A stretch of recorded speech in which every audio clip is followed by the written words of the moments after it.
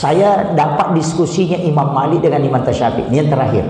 Diskusinya Imam Syafi'i dengan Imam Malik. Imam Syafi'i bilang begini, rezeki itu harus dicari. Kalau kau tidak cari, maka tidak kau dapat. Imam Malik bilang, oh tunggu dulu, itu keliru. Rezeki itu sebelum kau lahir sudah ditetapkan. Yang kedua sudah diukur. Yang ketiga ada malaikat yang disuruh bagi. Tidak mungkin salah bagi. Imam Syafi'i bilang begini, rezeki itu harus dicari. Karena Allah memberikan kita jalan untuk berusaha. Allah itu letakkan simpan rezekinya di tempat-tempat tertentu. Maka datangilah dengan berusaha dan berdoa. Imam Malik bilang, oh keliru kalau begitu. Rezeki kan sudah ditetapkan. Ajalnya orang sudah ditetapkan, jodohnya sudah ditetapkan, rezekinya sudah ditetapkan. Kalau rezeki sudah ditetapkan, yang kedua ada malaikat yang disuruh bagi. Kenapa kau stres? Tinggal saja di rumah, tunggu, dia akan datang. Karena malaikat tidak mungkin salah bagi. Kalau caleg biasa salah bagi, kalau itu tidak.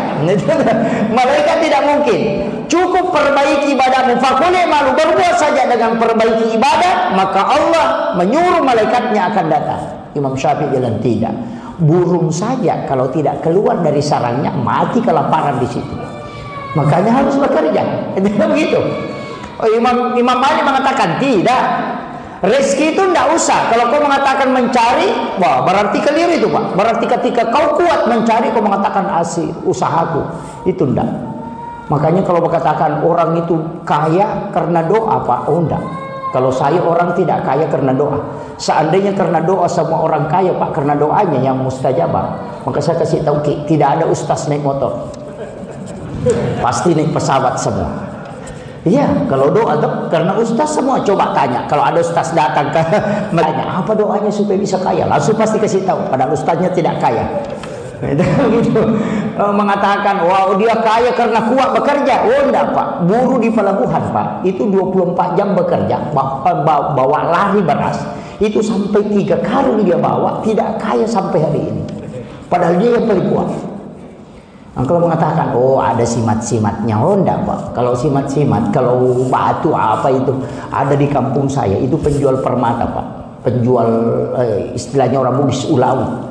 Kalau kopor ulaun. Iya. Tapi dia naik motor, motornya CDI lagi.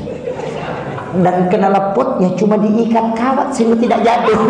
Padahal 3 kopor ini.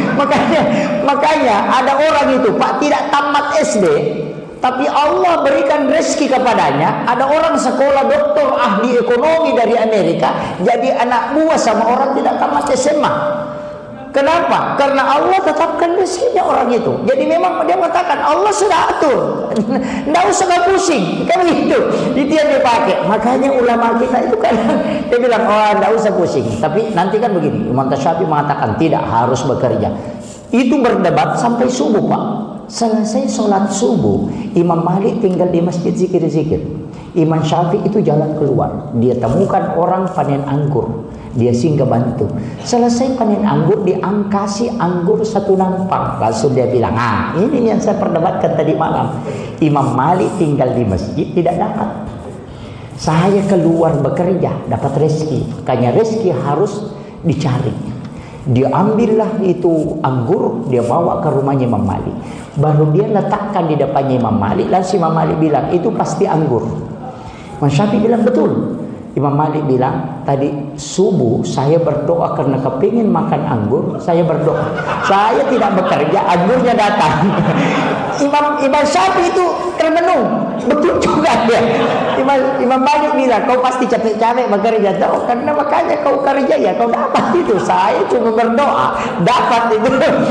Imam Syafi'i itu sampai meneteskan air mata. Tapi di sini kan, ini yang penutupnya.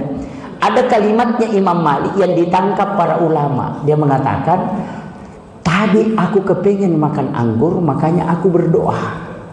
Dan anggurnya datang. Pertanyaannya, apa doanya Imam Malik sehingga rezeki itu datang dia tidak usahakan? Itu.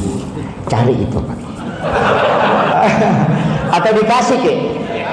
Nanti selesai sholat Jumat, baca 70 kali. Jangan merubah posisi dulu. Allahumma kfini bihalalika an haramika wa ghanini bifadlika amman siwaka.